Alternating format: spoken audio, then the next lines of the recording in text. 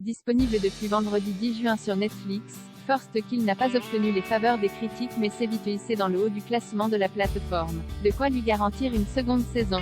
Pour sa nouvelle série à destination des ados, Netflix n'a pas fait dans l'originalité en proposant une relecture de Roméo et Juliette chez des vampires et chasseurs de monstres. Et si First Kill n'a pas véritablement séduit la critique, le public de la plateforme en revanche la dévore.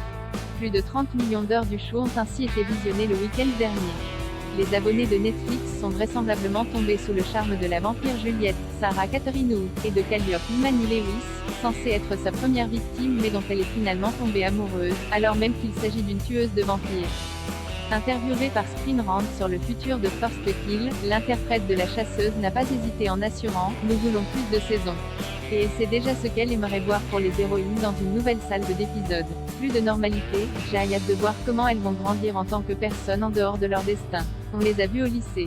Je me demande ce qu'elles deviendront lorsqu'elles seront diplômées ou lorsqu'elles seront à l'université, quand elles auront un emploi normal ou qu'elles devront naviguer dans le monde comme si elles étaient des personnes normales tout en devant faire face à leur lignée, a ainsi déclaré Imani Lewis. Sa partenaire à l'écran, Sarah Catherine Wu, a quant à elle confirmé « On est super motivés pour continuer, ce qui est génial ».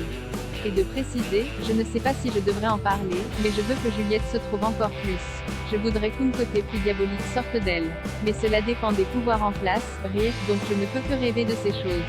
Et effectivement, ces envies des actrices ne sont pour l'instant que des souhaits car Netflix n'a pas encore officiellement commandé de suite à First Kill. Mais si les bonnes audiences se poursuivent et que l'équipe est partante, cela ne pourrait être qu'une formalité.